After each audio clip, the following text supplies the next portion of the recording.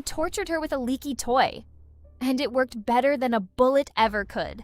Somewhere in an abandoned building outside Moscow, a woman who once ran black ops for the American government is now strapped to a bed, unable to sleep, unable to move, forced to watch her own words play back to her on a television screen. She built the exact trap that caught her. Nobody tricked her into a mistake. Jo designed this operation herself, brick by brick, convinced it was foolproof. And 6 months later, it turned around and swallowed her whole. This is Lioness Season 3, Episode 5, and by the time you finish reading this breakdown, you are going to understand exactly how one of the smartest operators in the entire show managed to outthink everyone except herself. Let's rewind, because this episode does something the show has been dancing around for 2 full weeks. It finally answers the one question every viewer has been screaming at their screen since the season started. Who actually sold Jo out to the Russians? And instead of just handing you a name and moving on, the show does something far nastier. It reveals that Jo solved this mystery herself, months before the kidnapping ever happened, and never once realized what she was actually looking at. She had every piece of the puzzle in her hands and used them to build a weapon that ended up pointed at her own chest. What makes this episode different from almost everything else this season is what it leaves out. There is no shootout. Nobody kicks a door off its hinges. Nobody trades gunfire in a parking garage. Instead, you get interrogation rooms, quiet briefings, and a plan that looks so airtight on paper that it should have worked without a single hitch. And that is exactly what makes it terrifying. The danger here isn't a bullet flying across a room. It's an idea, a plan, a piece of information moving quietly from one person to another until it lands exactly where it shouldn't. And ideas, unlike bullets, don't miss. The episode opens 6 months before the kidnapping, right back where the last episode left things hanging. Kyle and Cruz are sitting across the table from Alexandra, the Georgetown walk-in, a Ukrainian double agent who has spent years feeding false intelligence to Russian handlers while secretly working for the Americans behind the scenes. She's strapped into a chair in a black site just outside Baltimore, and the entire room is circling one single question. Did she give Jo up to the Russians? Kyle knows immediately that physical pressure won't get him anywhere with her. She has already survived worse than anything he's capable of doing in that room. So he goes cold instead.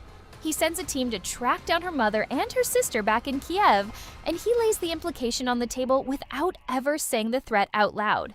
Everyone sitting in that room understands exactly what is happening. This is arguably the ugliest move anyone on the good side makes all season, and the show doesn't try to soften it or explain it away.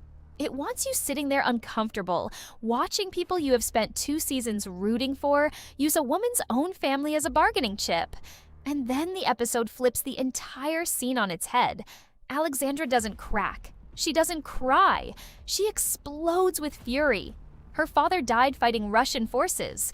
Her brothers are still out there fighting the same war right now.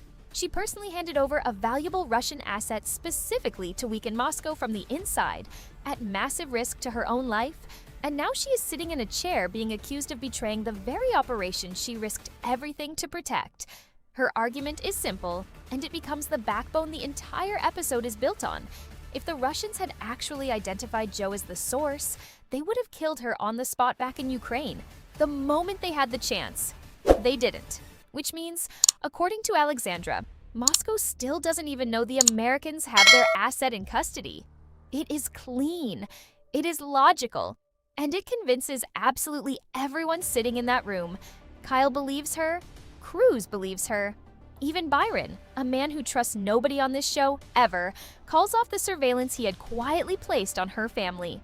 Her tracker stays active because pulling her in for questioning while the Russians are watching would blow her cover and possibly get her killed. But the suspicion lifts completely. The team walks away from that room convinced 100% that the leak did not come from her. But here's the question nobody in that room is asking, and the one the show is quietly daring you to ask instead. If it wasn't her, then who was it? Because somebody talked, somebody let it slip, and whoever it was hasn't even shown up on screen yet. While all of this is unfolding inside a black site outside Baltimore, back at the farmhouse, something quieter but just as heavy is happening. Joe's daughter Kate calls a family meeting, and she does something absolutely nobody saw coming. She looks her own mother dead in the eye and asks her to quit. Not slow down, not take a break, quit completely. Walk away from the job for good. Her reasoning is painfully simple, the kind of clean, brutal logic only a teenager can deliver without flinching. No job means no target on the family's back. If Joe isn't in the fight anymore, nobody has a reason to come after them. It sounds almost too simple to argue with, and Joe's answer to her daughter is one of the most quietly devastating moments in the entire episode. She tells Kate that evil doesn't stop being evil just because you surrender to it. Walking away won't erase the target already painted on their backs. It will only guarantee that the mission ends unfinished, and that everything she has already sacrificed, everything she has already lost, will have been for absolutely nothing. She has buried people she loved because of this fight, and she refuses to run from it now, not when she's this close. It is not the answer Kate wants to hear, and you can see on her face that she hates it. But there's a flicker in her eyes too, something that says some part of her already knew exactly what her mother was going to say before she even opened her mouth. On her way out the door, Jo quietly slips a gun into her daughter's school bag. No big speech, no dramatic music. Just a mother doing what she thinks she has to do. She orders the security detail to drive both girls to school, to stay on site for the entire day, and to personally deliver them home afterward. No exceptions, no shortcuts. And that single instruction sets up one of the tensest sequences in the whole episode, and it doesn't even involve a single gunshot. Randy and two officers are driving the girls to school when they hit what looks like a completely ordinary traffic accident. An 18-wheeler has jackknifed across the highway, blocking every single lane. No warning, no explanation, just chaos frozen in place. The security team immediately breaks protocol. They pull the girls out of the vehicle and get them moving on foot, away from the cars, away from the open road. And then, nothing happens. No shots fired, no ambush. It might have genuinely been nothing at all, just an unlucky accident on a random morning. But that is exactly the point this show is making, and it's a brutal one. This is what life looks like now for Joe's family, every single day. Every traffic jam could be an ambush waiting to happen. Every stalled car on the highway could be the moment everything ends in a heartbeat. The paranoia here isn't loud or dramatic. It is constant, low-grade, exhausting, grinding away in the background of an ordinary school morning. And somehow, that quiet dread is scarier than any actual gunfight this show could have thrown at us. Back at the compound, Caitlin and Errol sit Joe down for a briefing that ends up reframing the entire season. And honestly, once you hear it, you can't unhear it. Errol lays out, in painfully plain terms, exactly how America's two biggest adversaries actually operate, and the difference between them is chilling. China plays the long game. Decades of quiet investment, information theft, financial leverage, burying itself so deep inside the American economy that entire branches of government hesitate to even investigate the labs and companies they themselves helped fund in the first place. Russia plays a completely different game, and it's much faster. They don't wait 50 years for anything. They flip people directly, right now, today. FBI counterintelligence agents, military officials, State Department staff. It's a devastating metaphor, and the show has been quietly building toward exactly this moment since the very first episode of the season. And then, Alexandra does something that changes the entire tone of the episode in an instant. She opens her real asset list, the one she has kept hidden this entire time, the one she has never shown anyone. And what's sitting at the very top of that list is about to blow this entire operation wide open. Because this isn't just about low-level informants anymore. This is about names that could bring down the American government from the inside, and Alexandra is about to hand every single one of them over. So who exactly is sitting at the top of that list? And why does even Byron, the coldest operator in the entire show, go quiet the second he sees the names?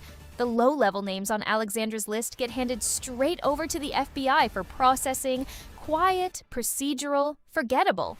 But at the very top of that list are 5 sitting United States senators. 5, not staffers, not consultants, not low-level bureaucrats who got greedy. Sitting senators elected by the American people, quietly compromised by a foreign intelligence service.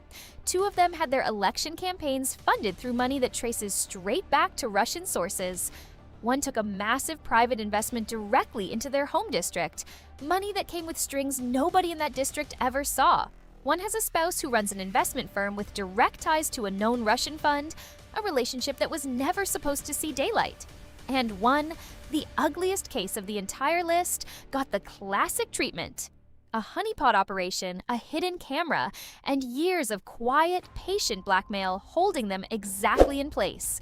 This is the moment the show stops feeling like a spy thriller and starts feeling like something closer to a warning shot fired directly at the audience.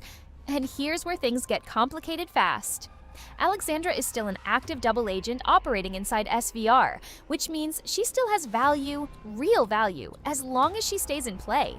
Byron makes the call that she has to remain active, to keep bleeding information out of Moscow for as long as possible, which means none of what she just revealed can go public. Not yet. Maybe not ever. Releasing 5 senators' names to the press wouldn't just end careers overnight. It would detonate a scandal large enough to make the entire country lose faith in its own government in a single news cycle. On top of all of that, Joe still doesn't fully trust Alexandra. Not completely. Not yet. So she does what she always does. She builds a plan designed to solve 2 problems with a single, brutal move. Step 1. Leak a story to the press claiming the FBI has captured a Russian SVR operative on American soil.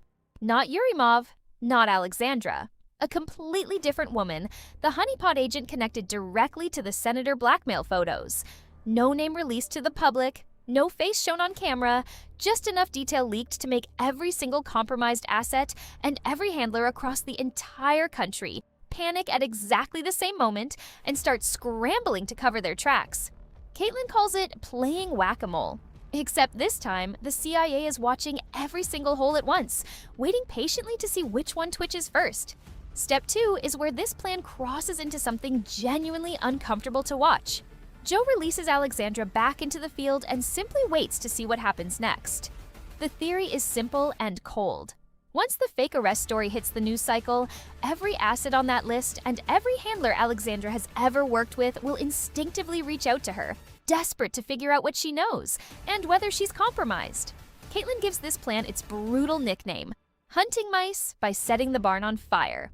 And Alexandra, whether she fully understands it or not, is the barn. Even Byron, the coldest and most calculating person in this entire operation, pauses long enough to point out exactly how ruthless this plan actually is. And Joe doesn't flinch. Not for a second. She is absolutely certain that Alexandra knows more about the attack on her own family than she has admitted so far. And this, more than anything else in the entire episode, becomes the real test. Not a test of whether Alexandra is loyal to the mission, a test of whether Joe is willing to burn someone else's entire life down to protect her own family.